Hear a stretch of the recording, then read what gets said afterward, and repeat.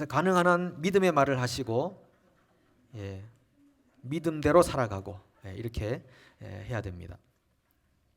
오늘은 부지런히 달려서 간절히 소망하는 것은 최소한 2회를 하고 많으면 3회를 그냥 해야겠다 이런 생각을 가지고 있습니다. 믿음대로 될지어다. 자, 우리가 출애굽기 이제 막판으로 이제 가속도가 붙습니다. 가속도가 붙는데 세 파트로 나눠서 지금까지 설명을 했습니다. 자, 1부, 2부, 3부. 그러니까 지난주까지 우리가 1부를 하게 됐는데요. 1부의 주제는 뭡니까? 안 나옵니까? 꺼졌어요? 1부 주제는 구원, 2부 주제는 언약, 3부 주제는 예배입니다. 그죠? 1부는 몇 장까지입니까? 18장까지. 2부는 24장, 3부는 40장까지 이제 가는 겁니다. 그리고 지난주까지 해서 일부 내용을 다 보게 됐는데요. 자, 구원에 관한 내용을 아주 오랫동안 우리가 이 파운데이션을 만드는 작업이었기 때문에 갔습니다. 이제는 언약은 빠르면 오늘 한 주 아니면 다음 주까지 해서 끝내고 그 다음에 예배 파트로 넘어가도록 하겠습니다. 이게 갑자기 나오네요. 자, 이 구원 파트를 정리하면서 간단하게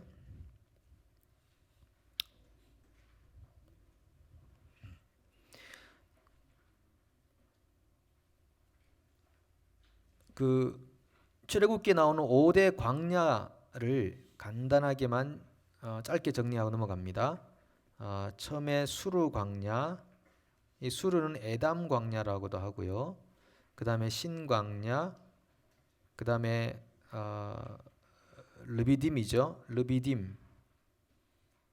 그 다음에 신의 광야로 갔다가 나중에 진 광야라고 있는데요. 이거는 성경에는 신으로도 나오는데 진으로 되어 있습니다. 그래서 이거는 SIN으로 나오고 영어로는 이거는 ZIN으로 이렇게 나오는 광야가 있습니다.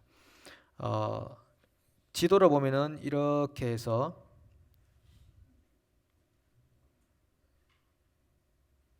이렇게 있는데 이 지중해고 제가 옛날에 학교 다닐 때 제일 싫어했던 게 미술 과목이었거든요. 특별히 비 오는 날 미술 도구 들고 가는 거 그거 제일 싫어했습니다. 그래서 지금도 사람 그리라 그러면 이상하게 그리고요. 하여튼 저는 이 손으로 쓰는 거 이런 거는 부탁하면 절대 망합니다. 절대 안 됩니다. 이렇게 되는데 수르 광야, 에담 광야에 와서 처음에 그 쓴물 발견했었죠. 이게 지금 출애굽기 15장에 나오는 내용입니다. 그죠? 15장부터 쭉 나오는 거 16장, 17장, 18장이었나요? 르비딤이 17장입니까? 17장. 그렇죠? 그다음에 신의 광야가 19장에 가면 나오고요. 요 진 광야는 민수기 20장에 가면 이제 40년 광야 생활을 마무리하면서 올라갑니다. 자, 이 수르 광야에서 쓴물 때문에 고생했고 신 광야 와서 음식 없다고 만나와 메추라기를 하나님이 내리셔서 음식 공급해 주고요. 11장의 르비딤에 가면은 어떻게 됐죠? 물이 없다 그래서 하나님께서 내가 바위 위에 서겠다라고 말씀하셔서 그리스도의 순환을 상징하는 예수님의 물과 피를 다 쏟아내시는 그런 순환의 물, 그리고 거기서 아말렉 원수를 만나게 되고 그 다음에 신의 광야 가서 이제 율법을 받게 되죠. 그래서 수르 광야, 그 다음에 여기 신 광야, 그 다음에 르비딤이라는 곳에 가고 신의 광야로 갑니다. 여기 신의 산이 있고 그 다음에 여기 가데스 바네아, 여기서 1년 지내고요. 가데스 바네아라는 곳으로 가서 정탐꾼을 보내서 땅을 정탐하게 했는데 하나님께서 보실 때 아니다 생각해서 여기 이제 여기가 진 광야 이렇게 됩니다. 그래서 이런 식으로 내려가서 여기서 결국은 믿음 없음이 훈련되지 않았음이 확정이 되고 뱅뱅뱅 도는 삶을 살다가 나중에 모압 땅 동편으로 가게 됩니다. 예. 자, 5대 광야 이렇게 생각해 주시고 우리 신앙생활의 여정이다 생각하시면 됩니다. 이렇게 신앙생활의 여정이다 생각하시고 결국은 우리가 어디까지 가야 되느냐? 시내산까지 가서 하나님 말씀을 받아야 된다라는 거죠. 그 전에 그 고통스러운 삶, 재정적 또 부족함, 또 늘 갈급한 삶, 그리고 인간 원수들과의 관계를 기도로 해결하고 다 물리치고 그 다음에 하나님 말씀 앞에 가서 말씀을 받는 이런 여정이죠. 자, 그러면 42페이지에 보면 언약이라고 그래서 언약 파트로 들어가서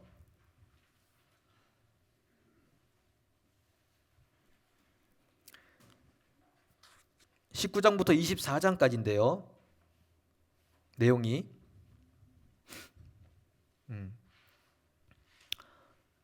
19장은 시내산 언약 서론이고요.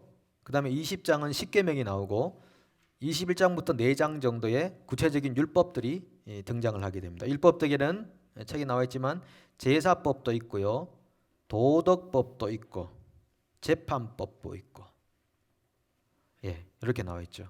제사는 어떻게 드리냐? 이 절기, 제사를 절기라고도 표현할 수 있겠습니다. 절기를 어떻게 지킬 것이냐? 그 일반적으로 도덕 생활을 어떻게 할 거냐? 그리고 재판은 어떻게 할 거냐라고 하는 것입니다. 나중에 나오겠지만 이 도덕은 필요한 것은 인자하게 대하는 것입니다. 재판은 공정하게 해야 되는 것입니다. 정의를 실행하라 라는 것입니다. 자, 어쨌든 이 언약 파트가 총 6장으로 구성되어 있는데요. 오늘은 먼저 19장 시내산 도착해서 시내산 언약의 서론 파트를 우리가 보게 됩니다. 이 출애굽 창세기부터 신명기까지 총 5권의 모세 오경이라고 불리는 5권의 핵심 구절을 뽑아라. 그러면은 출애굽기 19장 5절 6절을 뽑을 수 있다고 말씀드렸는데 한번 보시겠습니까? 출애굽기 19장 4절부터 5절 6절을 한번 우리 같이 읽도록 하겠습니다. 내가 애굽 사람에게 어떻게 행하였음과 내가 어떻게 독수리 날개로 너희를 업어 내게로 인도하였음을 너희가 보았느니라. 세계가 다 내게 속하였나니 너희가 내 말을 잘 듣고 내 언약을 지키면 너희는 모든 민족 중에서 내 소유가 되겠고 너희가 내게 대하여 제사장 나라가 되며 거룩한 백성이 되리라. 너는 이 말을 이스라엘 자손에게 전할지니라. 아멘. 자, 19장 4절, 5절, 6절인데요. 여기 보면 19장 1절에 보면 이스라엘 자손이 애굽 땅을 떠난 지 3개월이 되던 날 이렇게 표현합니다. 근데 이 3개월이 되던 날이 무슨 말이냐? 여기 사람마다 학자들마다 좀 다르게 얘기하는데 첫 번째는 이집트를 출발해서 3개월이 지났다는 의미입니다 하는 사람이 있고, 어떤 사람은 그게 아니고 6월절에 떠났으니까 1월 14일이고 도착한 날이 3월 1일이다 이렇게 이제 생각합니다. 어쨌든 그게 중요한 건 아니니까 2개월 정도만에 이집트를 떠나 시내산까지 왔다고 생각했을 때 2개월간의 이스라엘은 낙제 수준이었다라고 하는 거죠. 시내산 계명 언약을 받기 전에도 이스라엘은 계속 원망했고요, 불평했고요. 원망과 불평이라는 것은 이 삶의 상황과 조건에 대한 그 손가락이 바로 내가 아닌 다른 누군가에게 있다고 생각한다는 것입니다. 다른 누군가 때문에 내가 이렇게 됐다고 생각하는 그 자체가 원망이라고 하는 것이죠. 근데 시내산 언약 전에도 그랬고 언약 이후에도 그랬어요. 근데 우리 지난번에 나눴지만은 똑같은 원망이지만 급이 다르다고 그랬죠. 언약 전의 원망은 하나님께서 다 해결해 주셔. 해결 다 해주셔. 근데 언약 이후의 원망은 심판과 징계로 채찍질하신다라고 하는 것이죠. 그러니까 신앙의 초보자, 초신자들이 가지고 있는 하나님의 은혜의 분량을 아는 양이 적을 때는 하나님이 용서하고 눈 감아줄 수 있지만은 믿음의 횟수가 늘어나고 직분을 받고 하나님의 은혜가 무엇인지 알고 했는데도 불구하고 계속 그 초보 신자 수준을 벗어나지 못하면 하나님이 채찍질하신다는 거죠. 징계하신다는 거죠. 그게 또 하나님의 사랑의 표현이기도 한 것이죠. 근데 2개월간 이스라엘은 거의 낙제에 해당되는 수준이었다. 그런데 여기 보시면 1년 만에, 거의 1년 만에 다시 시내산에 모세가 섰다 이렇게 말하죠.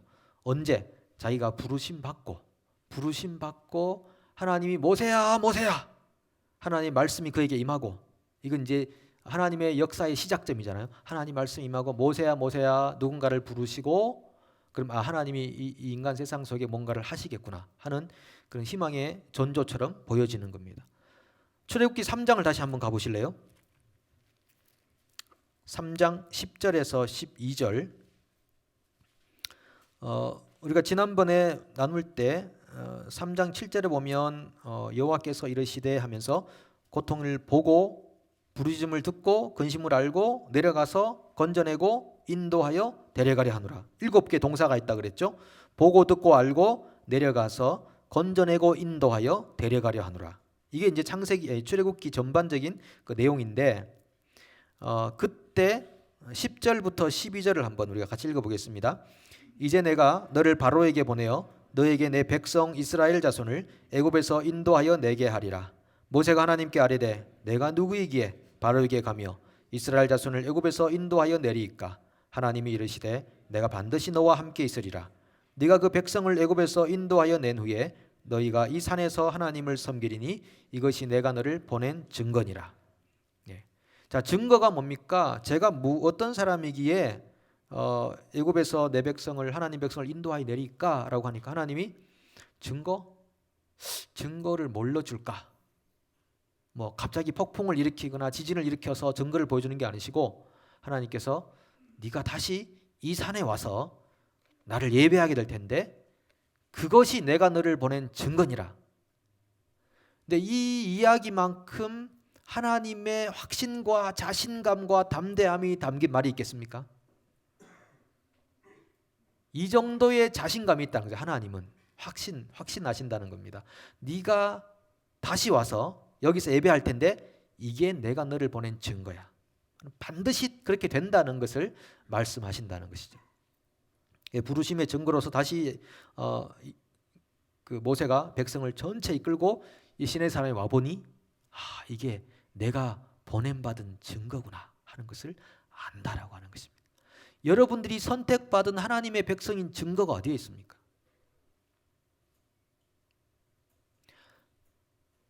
하나님께서 여러분들을 반드시 믿음의 승리자로 자기의 그 반열에 서게 하실 증거가 어디에 있겠습니까?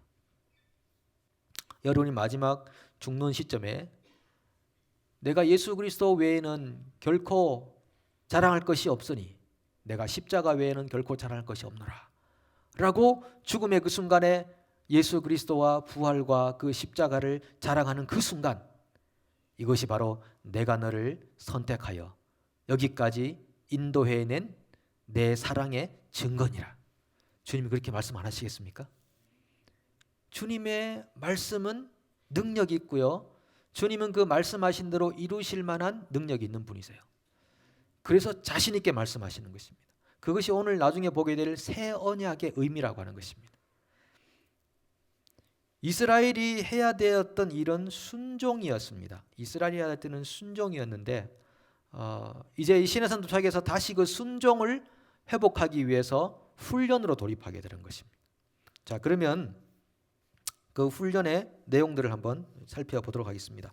자, 19장 3절부터 쭉 내려오는 것들이 이제 계약에 관한 것인데,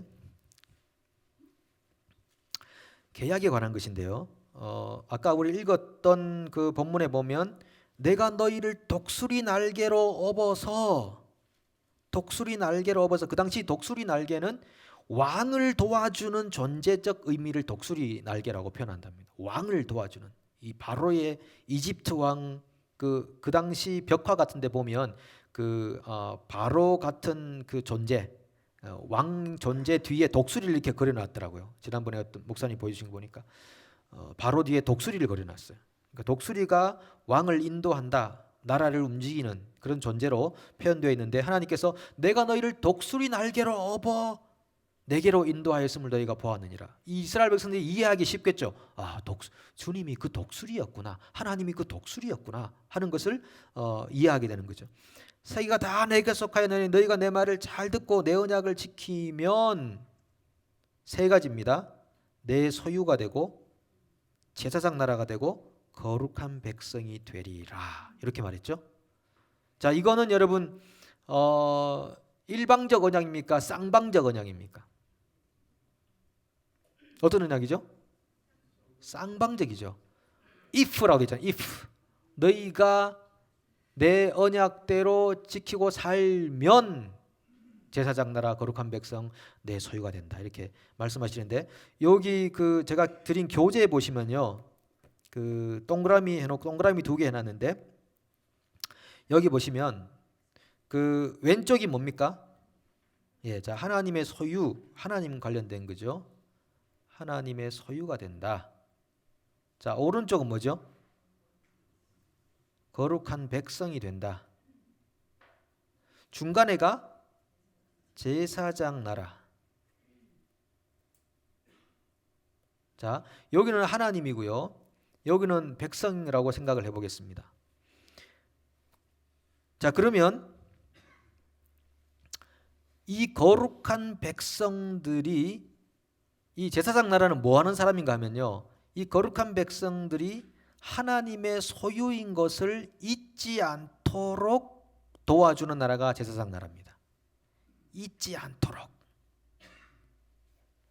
그리고 요건 이렇게 생각하는 거죠. 이렇게 생각하면요, 하나님의 소유된 백성들은 거룩하게 살아야 함을 기억하도록 도와준 나라가 제사장 나라입니다. 그 말이죠. 사실은 그 무리가 그 무리인데, 하나님과 우리 인간을 제사장 역할로서 이어주게 하는 역할을 하는데, 우리는 도대체 어떤 존재냐? 우리는 하나님의 소유된 존재. 우리가 거룩한 백성의 그 출발점이 우리에게 있지 않고 하나님에게 있었구나 하는 것을 기억나도록 하는 공동체가 교회 공동체입니다. 이 교회 공동체는 또 어떤 공동체입니까? 하나님의 소유이기 때문에 거룩한 백성으로서의 삶을 살아가야 하는 그런 책임적 존재가 된다는 것을 기억하게 하는 것이 제사장 나라. 그 사람들이 그 사람들이지만 이 세 개의 의미를 종합하면 그렇게 해석할 수 있겠다라고 하죠. 그래서 제가 이렇게 화살표를 양쪽으로 그려놨습니다.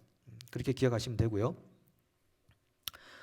그 다음에 밑에 세 가지 교훈을 제가 적어놨는데, 첫 번째는 하나님이 일을 하실 때 어떻게 하신다? 예, 지도자를 구별하셔서 세우신다. 하나님의 언약 중재자로서의 지도자를 구별하신다. 두 번째, 말씀 순종은, 이스라엘의 역할은 순종이라고 그랬잖아요. 구원에 대한 어디에서 시작한다?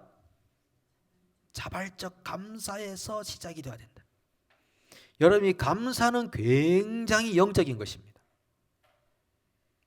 영적인 건 그러면 굉장히 영에 관한 것만 생각하는데, 그게 아니고 이 영적인 것이 우리의 말로 된다는 걸 여러분 아십니까?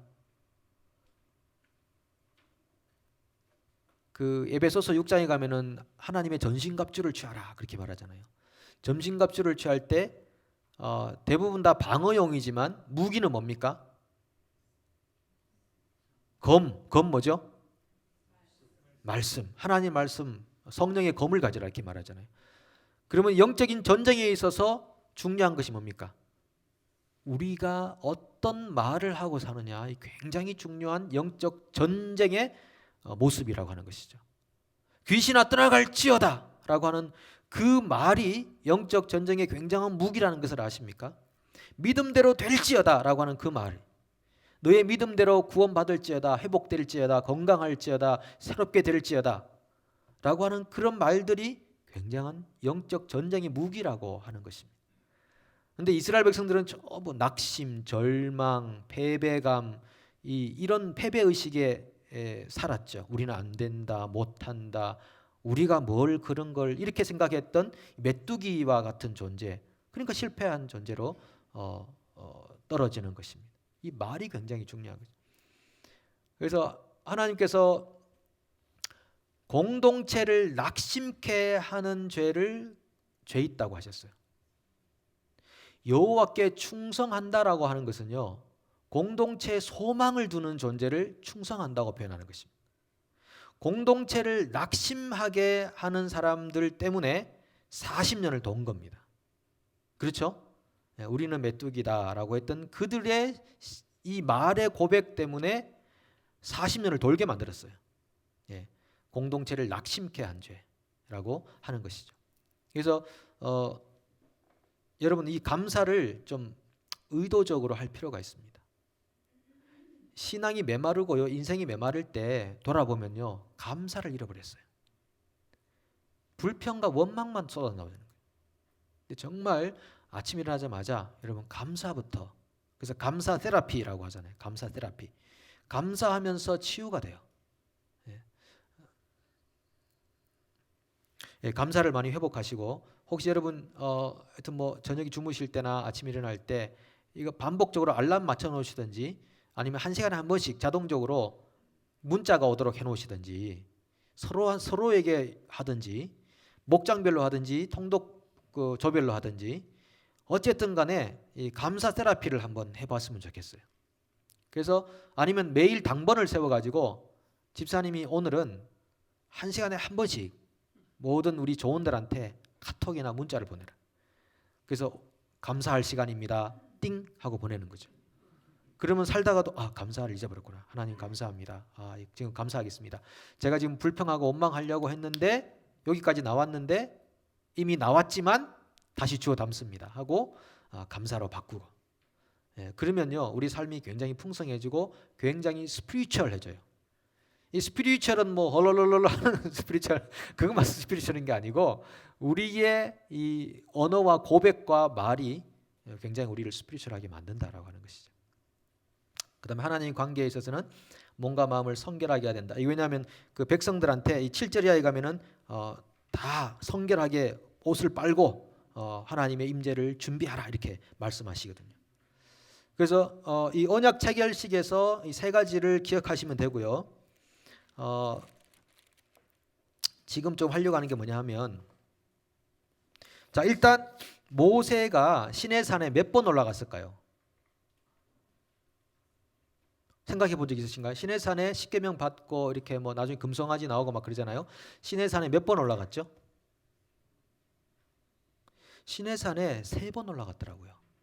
그러니까 19장 3절에서 모세가 하나님 앞에 올라가니 말씀하여 이르시되 했죠. 그 다음 7절에 가면 모세가 내려와가지고 백성들아 하나님 말씀하시는데 옷을 성결하게 하고 준비해라. 셋째 날 하나님께서 우리 가운데 임재하실 거다라고 하면서 20절에 가면 모세가 다시 올라가요. 올라가서 거기에서 이제 40일 주야를 기다리면서 하나님의 말씀을 받는 것이죠. 내려와 보니까 어떻게 됐죠? 난리 났었죠. 난리 버거지라고 그러죠, 그죠? 막 우상 숭배하고 좋다고 이 금송아지가 우리를 인도하는 신이다 막 그러고, 모세가 봤을 때는 여러분 지상에서 가장 큰 목회한 사람이 누굽니까? 예? 제가 지금 모세 얘기하는데 뭐 다른 사람 나오겠습니까? 너무 걱정하셔서 이렇게 생각을 뭐 이렇게 스펙트럼을 안 넓히셔도 됩니다. 모세잖아요. 모세는 목회자예요. 200만 이상을 목회한 사람이죠. 막 한 군데 모아가지고 막 텐트 치게 하고 훈련하고 40년 목회한 한 교회에서, 사도행전 7장에 보면 스데반이 그랬잖아요. 광야 교회라고 그랬다고. 그러니까 광야 교회 목회자는 모세였잖아요. 모세 정말 고생 많았습니다. 고생 많았습니다. 그 200만 명의 사람, 200만 개의 색깔을 가지고 있는데 안 그렇겠습니까?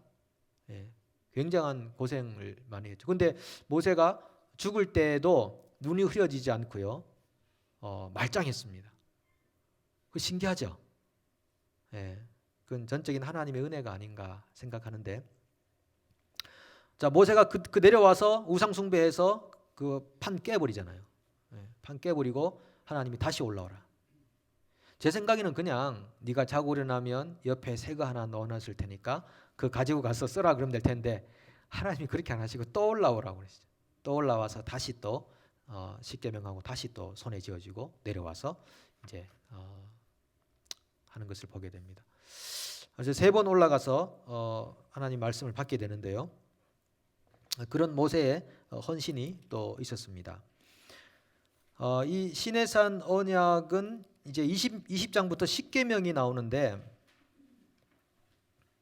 자, 이거 중요하게 정리할 부분이 하나 있습니다. 이게 뭐냐면 우리가 지난번에도 한번 했나요? 했을 겁니다.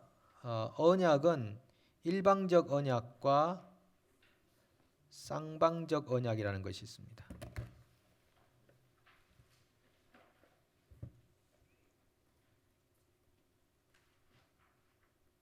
자, 나눠볼게요. 하나님이 창세기 3장에서 타락한 인간에게, 아담에게 언약을 맺으셨죠. 아담 언약은 둘 중에 어디입니까?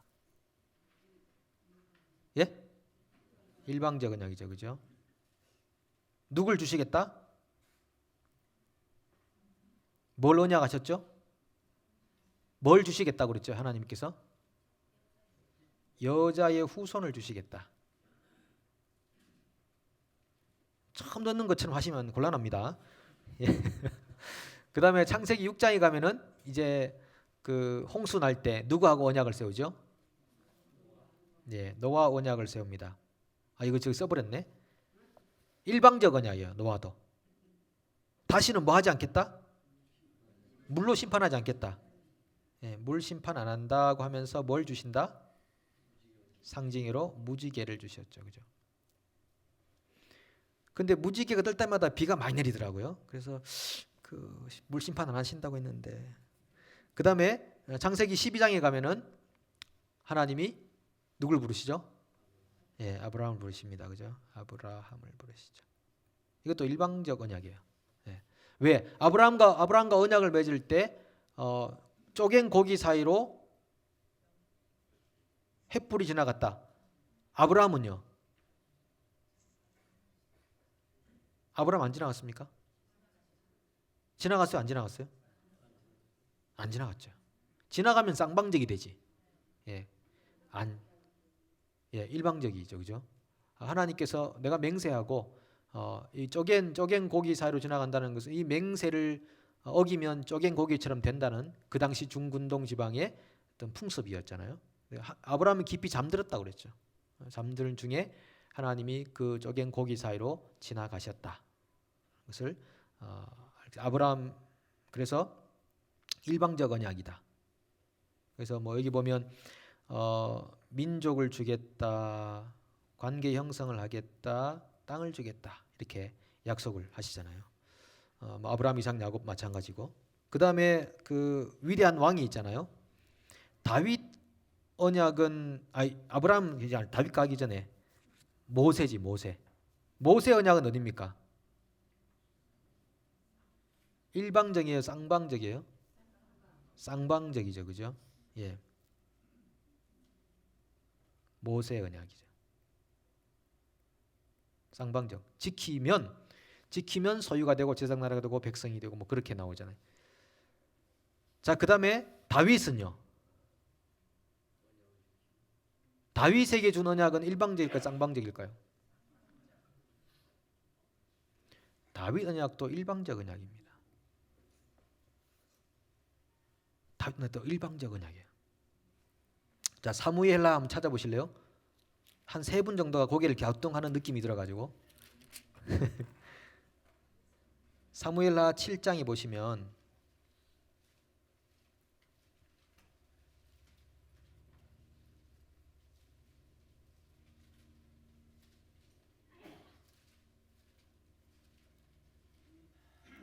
(7장 14절부터) 보시면 나는 그에게 아버지가 되고 그는 내게 아들이 되리니 그가 만일 죄를 범하면 내가 사람의 매와 인생 채찍으로 징계하리니와 내가 내 앞에서 물러나게 한 사울에게서 내 은총을 빼앗은 것처럼 그에게서 빼앗진 아니하리라. 내 집과 내 나라가 내 앞에서 영원히 보존되고 내 왕위가 영원히 경고하리라 하셨다 하라. 하나님께서 솔로몬이 그 범죄해도, 네 아들이 범죄해도 사울에게서 빼앗은 것처럼 빼앗지는 않겠다. 그리고 계속해서 너의 왕가가 계속 이어져 갈 거다. 다윗 왕가가 이어져 간 거는 그 왕들의 훌륭함 때문이 아니고 왕들이 범죄 안 하고 지켰기 때문이 아니고 하나님이 약속하신 그 일방적 언약 때문에 지켜가다가 나중에는 다윗의 후손인 예수가 이 땅에 올 때까지 하나님께서 약속을 지켜가신다라고 하는 것입니다. 예, 끝까지 지켜가시고요. 그 다음에 그 선지자들에게 주신 언약 있죠. 그것을 새 언약이라고 그러잖아요. 이거는 제가 미리 써버렸네 또. 새 언약은 definitely 일방적 언약이에요.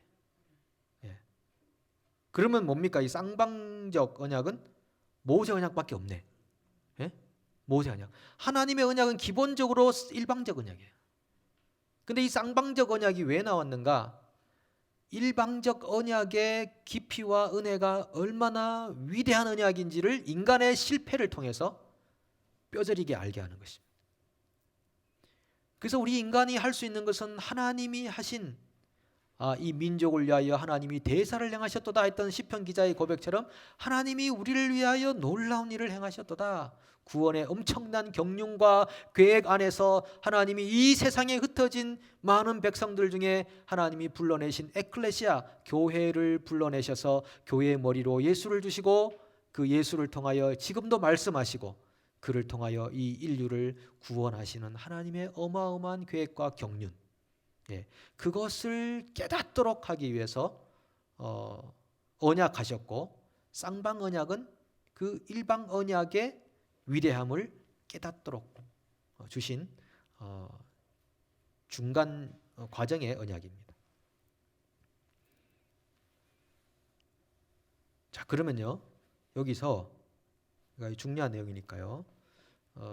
다시 우리 출애굽기로 돌아가면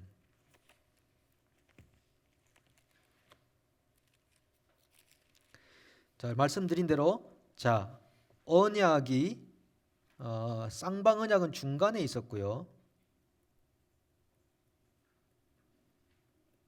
그 둘러싸고 있는 것이 일방적 언약입니다.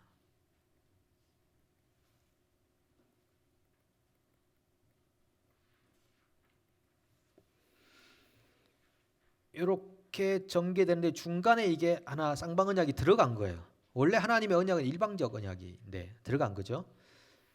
자, 그러면은 이 처음에 우리가 앞에 그 뭐 아담과 모세는 좀 아담과 노아는 좀 놔두고 아브라함부터 보자고요.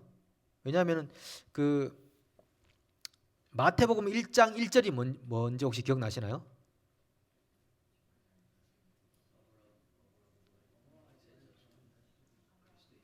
예, 기억하시는 분 계시네. 아브라함과 다윗의 자손 예수 그리스도의 세계라. 뭐 족보라. 아브라함과 다윗의 자손 예수 그리스도의 세계라. 그러니까 늘 예수님을 소개할 때 나오는 첫 인물이 아브라함으로 나오거든요. 그래서 여기 일방 언약의 아브라함, 창세기 13장을 한번 펼쳐 보십시오. 13장 15절 한번 펼쳐 보십시오.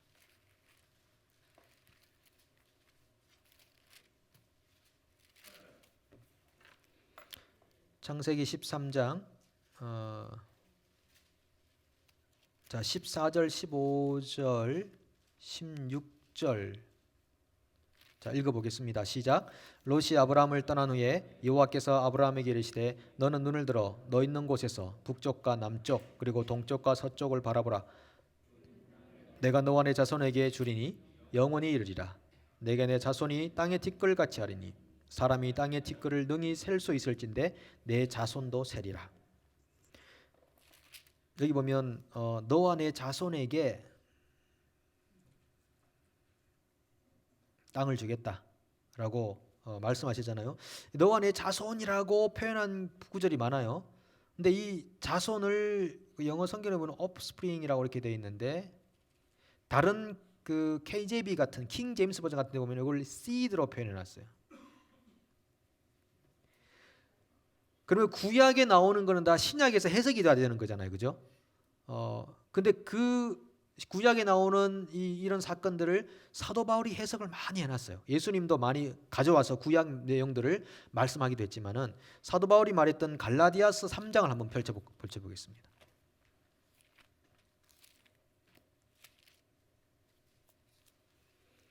갈라디아서 3장 15절부터 보도록 하겠습니다. 갈라디아서 3장 15절부터 한번 봅니다. 제가 읽어볼게요. 형제들아, 내가 사람의 예대로 말하노니 사람의 언약이라도 정한 후에는 아무나 폐하거나 더하거나 하지 못하느니라. 이 약속들은 아브라함과 그 자손에게 말씀하신 것인데 여럿을 가리켜 그 자손들이라 하지 아니하시고 오직 한 사람을 가리켜 내 자손이라 하셨으니 곧 그리스도라. 내가 이것을 말하노니 하나님께서 미리 정하신 언약을 430년 후에 생긴 율법이 폐기하지 못하고 그 약속을 헛되게 하지 못하리라. 만일 그 유업이 율법에게서 난 것이면 약속에서 난 것이 아니니라. 그러나 하나님이 약속으로 말미암아 아브라함에게 주신 것이라. 자, 그러면 여기 하나님께서 아브라함에게 너와 내 자손에게 주리라 했을 때 자손들이라 하지 않고 자손이라 한 이유는 그 자손이 곧 그리스도를 말하는 거다라고 풀어주는 거죠. 모세가 사도 바울이 이 자손은 예수 그리스도다. 그래서 아브라함에게 성취된 언약 성취가 있잖아요. 민족 형성, 신민관계, 또 땅 점유라고 하는 이 세 가지는 이중적 예언으로 보시면 될 것 같아요. 그러니까 하나님의 예언은 보통 이중적 예언으로 주어집니다. 가까운 미래에 성취될 일과 먼 미래에 성취될 일로 이루어져요. 동시 조명이 돼요. 그러니까 예를 들면은 이런 걸 수 있죠. 아브라함에게 주신 언약은 아브라함의 후손들, 그러니까 이스라엘이 받는 약속, 첫 번째. 두 번째는 하나님의 아들 예수 그리스도로 성취되는 약속. 이중적 예언이라고 하는 것입니다. 또 한 가지는요.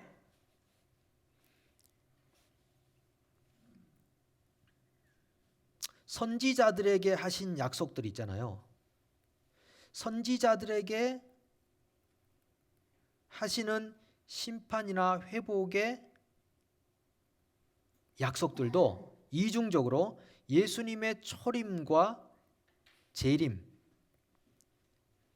관한 이야기를 이중적으로 조명해 주는 약속이 많다 이거죠.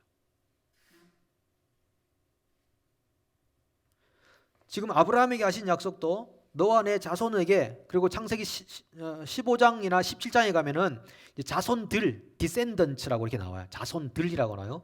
그거는 이제 이스라엘 민족에게 주시는 약속이 될 수 있겠죠.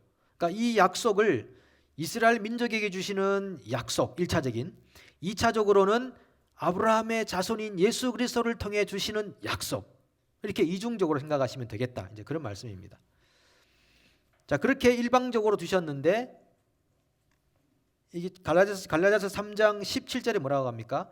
430년 후에 생긴 율법이 아브라함에게 주신 약속보다 모세에게 준 약속은 430년 후에 준 율법이다 이거죠. 예, 지난번에 그랬잖아요. 그 아브라함이 그 이집트에 들어가기까지 215년, 이집트에 들어가서 215년 해서 430년이라고 생각한다고. 430년 후에 준 이 쌍방 언약인 율법이 일방 언약을 폐기시킬 수 없다. 그래서 이 일방 언약은 줄기를 타고 그냥 가는 겁니다. 가는 거예요.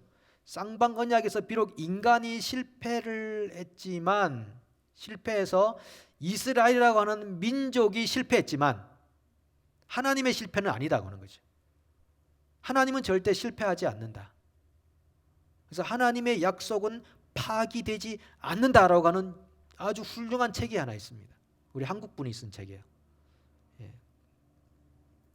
하나님의 약속은 파기되지 않는다라고 하는 거죠. 자, 그런 의미에서 이것이 의미가 있습니다. 그 쌍방 언약을 통해 이스라엘은 실패했지만 결국 하나님은 새 언약을 통해서 다시 일방적 언약을 말씀하시면서 옛 언약과 같지 않게, 여기서 말하는 옛 언약은 여기 모세 언약이에요. 같지 않게 새 언약은 돌비가 아니라 신비에 새긴 언약이 되게 하겠다. 이런 내용은 예레미야 31장, 32장, 에스겔 36장 같은 데 보면은 정말 하나님의 그 확신 있는 그런 그 어투의 약속을 이스라엘에게 주는 것입니다. 내가 다시는 너희로 하여금 이방 땅에 놀이개가 되지 않게 하겠다라고 하는 그런 약속을 주시는 거죠.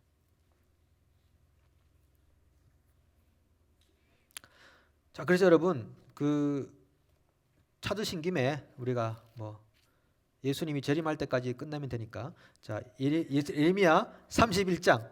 자, 예레미야 31장. 예. 그래도 오늘 적어도 11장 11회까지는 갑니다. 자, 예레미야 31장. 자, 이런 장들은 우리가 좀 잘 기억해 둘 필요가 있겠죠. 31장 31절.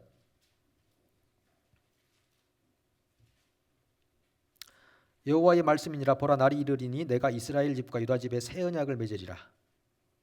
이 언약은 내가 그들의 조상들의 손을 잡고 애굽 땅에서 인도하여 내던 날에 맺은 것과 같지 아니할 것은, 이게 무슨 언약이죠? 누구하고 맺은 언약? 모세잖아요, 그죠? 내가 그들의 남편이 되어서도 그들이 내 언약을 깨뜨렸습니다. 여호와의 말씀이니라. 그러나 그날 후에 내가 이스라엘 집과 맺을 언약은 이러하니 곧 내가 나의 법을 그들의 속에 두며 그들의 마음에 기록하여 나는 그들의 하나님이 되고 그들은 내 백성이 될 것이라. 여호와의 말씀이니라.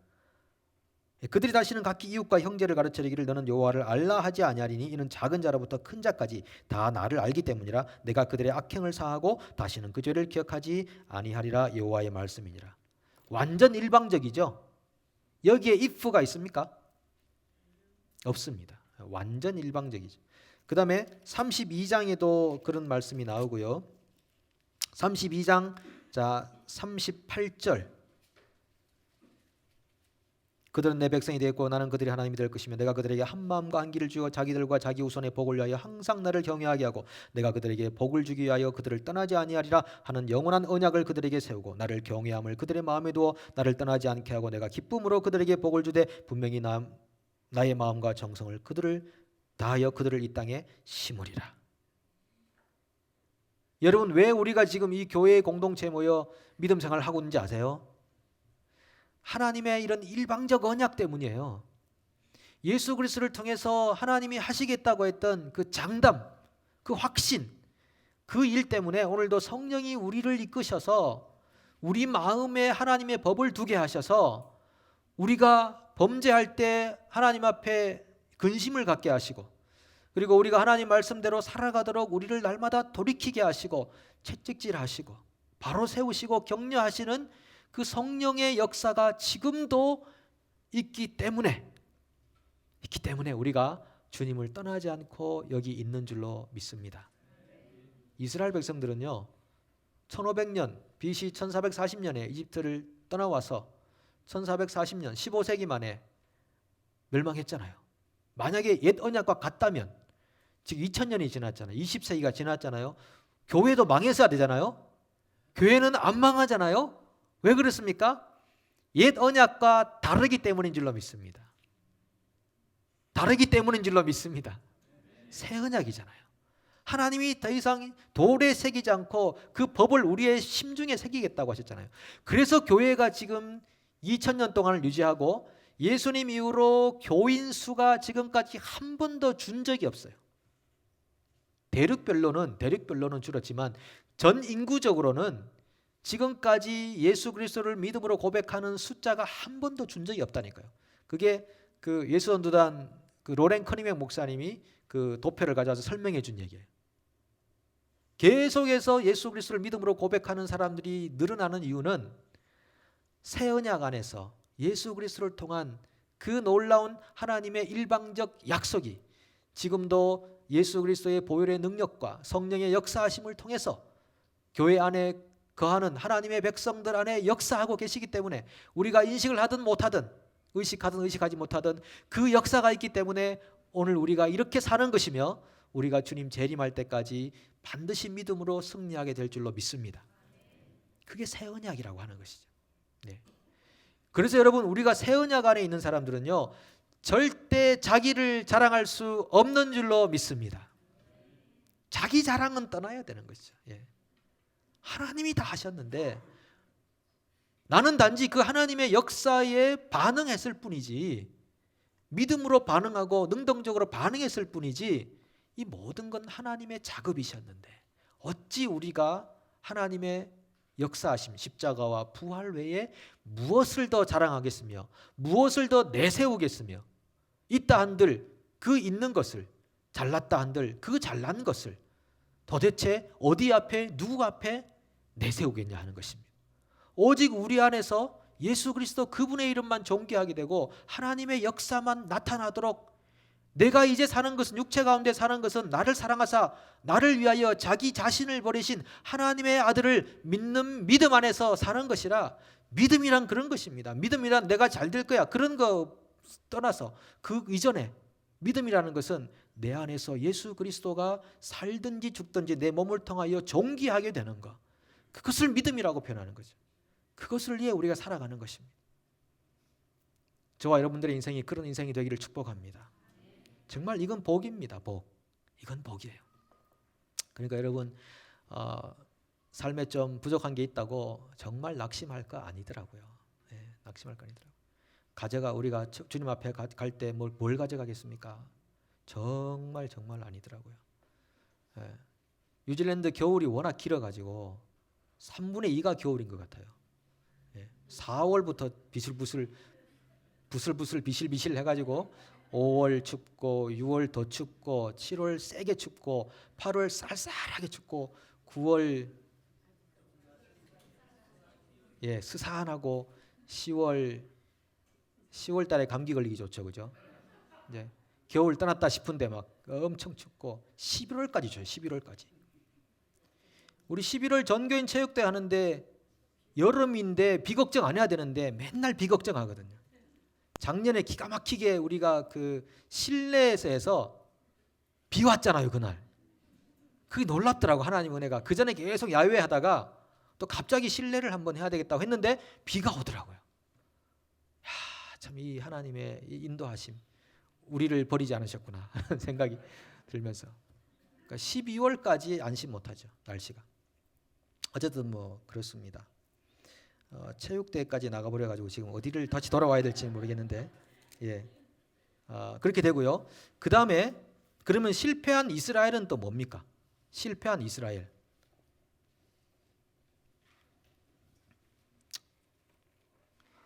자, 이렇게 제가 한번 생각해봤습니다.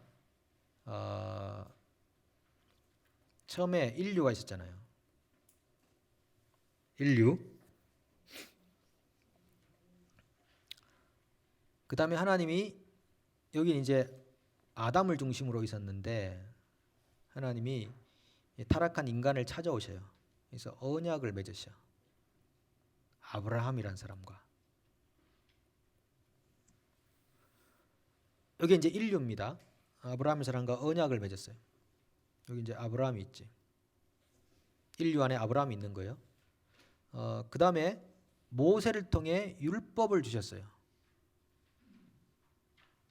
율법 속에는 유대인과 이방인을 구별해버려요. 유대인과 이방인을 딱 구별해버리죠.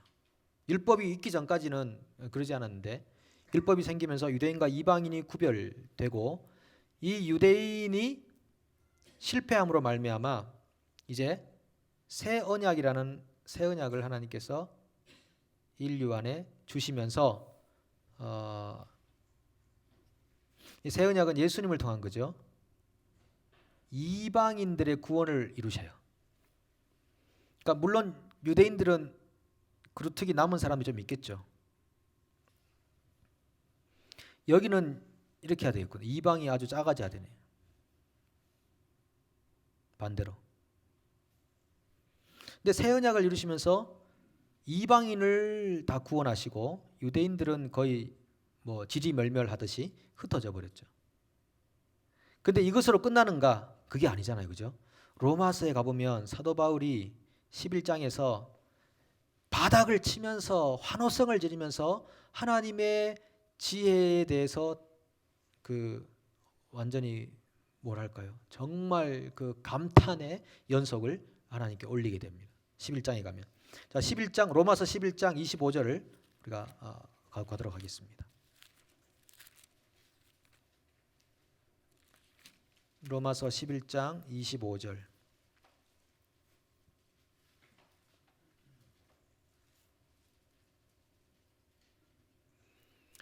형제들아 너희가 스스로 지혜 있다면서 이 신비를 너희가 모르기를 내가 원하지 아니하는. 이 신비입니다. 신비, 미스테리예요. 이 신비는 이방인의 충만한 수가 들어오기까지 이스라엘의 덜어는 우둔하게 된 것이라. 그리하여 온 이스라엘이 구원을 받으리라. 기록된 바 구원자가 시온에서 오사 야곱에서 경건하지 않은 것을 도리시키시겠고 내가 그들의 죄를 없이 할 때에 그들에게 이루어질 내 언약이 이것이라 함과 같으니라. 자, 이 약속의 말씀들은 선지자들을 통해서 주셨던 약속의 말씀들이죠.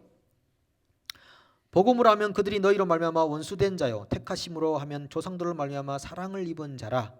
하나님의 은사와 부르시면은 후회하심이 없느니라. 30절 같이 읽습니다. 너희가 전에는 하나님께 순종하지 아니하더니 이스라엘이 순종하지 아니함으로 이제 긍휼을 입었는지라. 이와 같이 이 사람들이 순종하지 아니하니 이는 너희에게 베푸시는 긍휼로 이제 그들도 긍휼을 얻게 하려 하심이라. 하나님이 모든 사람을 순종하지 아니하는 가운데 가두어 두심은 모든 사람에게 긍휼을 베풀려 하심이로다. 깊도다 하나님의 지혜와 지식의 풍성함이여 그의 판단은 헤아리지 못할 것이며 그의 길은 찾지 못할 것이로다. 누가 주의 마음을 알았느냐? 누가 그의 모사가 되었느냐? 누가 주께 먼저 드려서 갚으심을 받겠느냐? 이는 만물이 주에게서 나오고 주의 말미암고 주에게로 돌아감이라. 그에게 영광이 세세히 있을지어다. 아멘. 이 바울이나 하나님의 영감을 받은 하나님의 사람들의 이 찬양을 보면 크레센토, 음악적으로 크레센토라 그러죠. 점점 세지는 거. 이 굉장히 하나님을 향한 찬양이 쫙 이렇게 세져서 정점으로 가면은 보통 모든 영광과 존귀와 찬송이 그에게로 돌릴지어다. 예, 이렇게 그 정점으로 가요. 더 이상 표현할 말이 없어. 하나님의 그 영광을 표현할 말이 없어서 영광과 존귀와 찬송과 능력이 여호와께 있사옵나이다. 인간의 언어로는 더 이상 표현이 안 되는 거죠. 이게 아무리 이게 크레센토를 해도 그게밖에 안 가요. 그러니까 이게 보면은 이스라엘이 실패했는데, 유대인이 실패했는데 그것 때문에 이방인이 구원을 받는 자리에 왔다고 해서 이방인 너희들이 긴장 없이 살 수 있느냐? 바울이 그렇게 말하죠. 원래 감람나무도 찍어버렸는데 너희는 젖붙인 감람나무가 아니냐? 그러면 그 젖붙인 감람나무는 더 오히려 찍어낼 수 있다는 것을 기억하라. 이방인들에게 우리가 이제 이방인으로서 이스라엘이 실패했으니까 우리는 이제 성공했다. 그렇게 자만할 일이 아니다. 저 원래 감람나무 유대인들도 지켰는데 너희들이야 지키기가 얼마나 더 수월하겠느냐. 이렇게 경각심을 주셨다는 것이죠. 그래서 새 언약을 통해서 이제 예수 그리스도를 통해서 이방과 유대인을 동시에 다 구원하시는 그 하나님의 이 프로젝트를 바울이 경험하면서 로마서를 쓰려고 방에 있지 않았겠습니까? 로마에 한 번도 가보지 않은 상태에서 고린도에 머물면서 로마에 쓴다고요. 자기가 이제 로마를 방문할 텐데 그러면서 쓰면서 저는 바울이 흐릿한 등불을 켜놓고 낮에는 사역하고 밤에 편지를 쓰면서 그 무릎을 치면서 자기가 그 환호성을 질렀던 걸 상상을 하니까 정말 황홀하더라고요. 깊도다 하나님의 지혜와 지식의 풍성함이요. 이렇게 해서 하나님이 이스라엘이 실패하도록 놔두시고 불순종에 가두시고 이방인 전체를 구원하셔서 그 다음에 시기를 나게 해서 시기심을 자극해서 유대인들이 다시 예수 그리스도에게로 돌아오게 하는 이 구원의 프로젝트를 하나님이 계획하셨구나. 그러면서 하나님의 지혜가 너무 놀랍다고 환호성을 지르고 있는 것이죠. 이때 하나님께서 춤추지 않았을까요? 하나님의 계시가 그에게 임했으니까. 이것이 이제 로마로 전달될 거니까. 이 내용이 로마로 전달될 뿐 아니라 이 내용이 2000년, 3000년을 주님이 오실 때까지 전 세계에 이 내용이 하나님의 사람들에게 갈 거니까 하나님이 얼마나 춤을 추셨겠습니까? 2000년 전에 기록된 게 오늘 우리 손에 있다는 것만 해도 이건 지금 기적 같은 일이라는 원리라고 할 수 있겠습니다. 자, 그런 하나님의 구원의 역사를 우리가 기억해야 됩니다. 자, 그런 의미에서 5분 만에 11회를 하도록 하겠습니다. 자, 이 서문 출애굽기는 19장에서 시내산 언약의 서론이 나오고요. 20장에 가면 십계명이 나옵니다. 십계명 여러분 잘 아시잖아요. 십계명 하나님 말씀이고 하나님의 선물이고 그리고 삶의 원리고 이렇게 나옵니다. 그죠? 십계명은 구원 받으라고 준 거예요? 구원받은 백성에게 준 거예요? 그렇죠. 구원받은 백성에게 준 삶의 원리라고 하는 것입니다. 삶의 원리. 그래서 서문 없는 십계명은 없다 이거죠. 19장 없는 20장은 없는 거예요. 19장 내가 너를 독수리 날개로 업어 구원하여 내었으니 그러므로 너는 나 외에 다른 신을 내게 있게 말지니라 이렇게 말씀하시는 거죠. 그러니까 하나님의 구원했으니까 구원한 원리대로 살아라. 이것이 십계명의 내용이다라고 하는 것이죠. 자, 이제 1계명에서 4계명까지는요. 하나님과의 관계에서 어떻게 할 거냐. 5계에서 10계명까지는 인간과 관계 어떻게 할 거냐. 이 관계에 대한 거죠. 10계명 전부 관계에 대한 거예요. 하나님과의 관계는 어떻게 할래? 인간과의 관계는 어떻게 할래? 이 관계가 굉장히 중요한 겁니다. 관계. 올바른 관계를 맺는 것이 참 중요하다. 근데 이 10개 중에 긍정적인 명령은 몇 개입니까?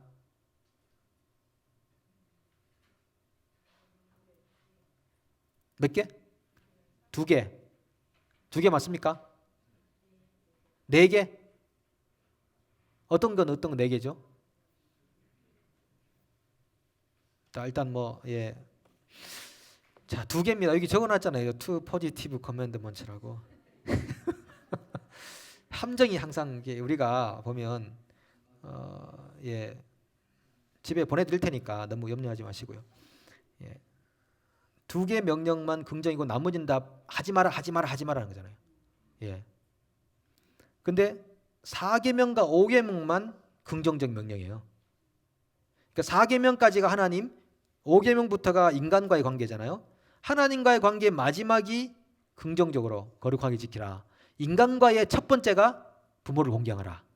그러니까 그렇게 2개가 그 중간에 나와요.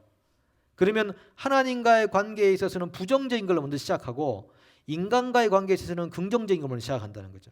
그 말은 뭐냐면 하나님과의 관계가 그만큼 더 신중하고 조심스럽다는 걸 우리에게 보여주는 면이 있습니다. 그렇게 생각하시면 되겠죠?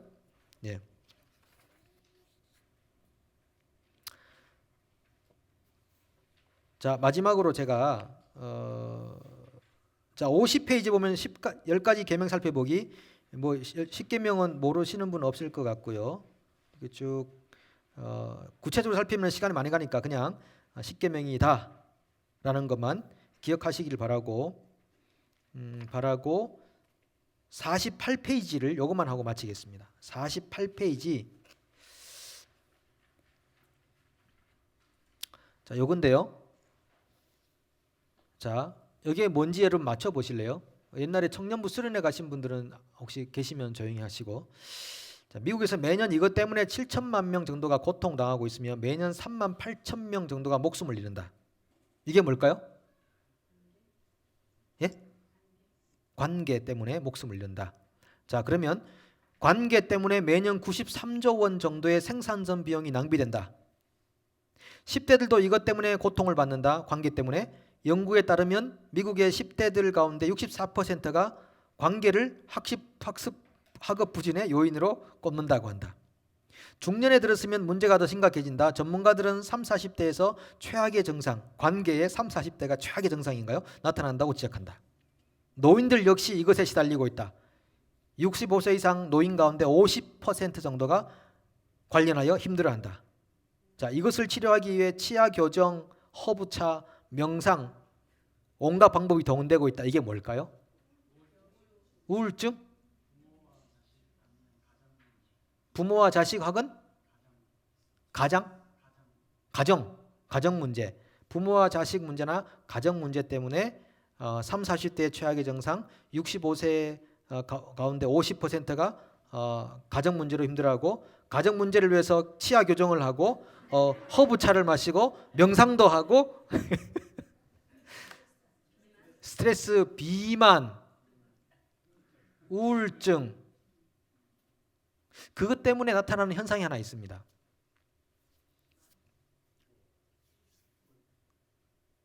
스트레스, 우울증 이런 거 비슷한 건데요. 그것 때문에 나타나는 그 증상이 하나 있어요. 실어증? 누가 그랬어요? 불면증이에요. 불면증. 이 불면증이 7천만 명 정도 고통당하고요. 3만 8천 명이 목숨을 낸다. 미국에서. 93조 원. 64%가 10대들이 불면증. 3, 40대 최악 증세.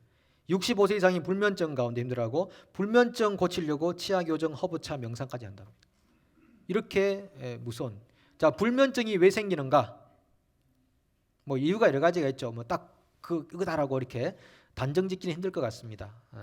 잘못하면 매도가 되니까 그렇죠. 불면증 우리 가운데 있을 수도 있잖아요. 우리 성도들 중에서. 근데 불면증은 마음의 안식과 쉼이 없어서 그렇습니다. 마음의 안식과 쉼이 없어서 그렇습니다. 자, 십계명이 우리에게 무엇을 말하는가? 십계명의 네 번째 명령이 안식일을 기억하여 거룩히 지키라라고 표현했죠. 자, 이 개념은 나중에 우리가 3부 성막 파트에서 아주 중요한 개념으로 등장합니다. 안식의 개념으로 등장합니다. 그래서 오늘 여기까지만 하고 나머지는 또 다음 주에 이어서 계속 가도록 하겠습니다. 아무쪼록 여러분 믿음으로 살아가시면서 믿음 안에서 승리하시고 우리 주님이 다시 오실 때까지 우리가 믿음이 성장하고 자라갈 거다. 하나님께서 그렇게 우리를 이끄실 거다. 이렇게 고백하면서 함께 격려하고 세워가는 믿음의 공동체 되기를 축복합니다. 예.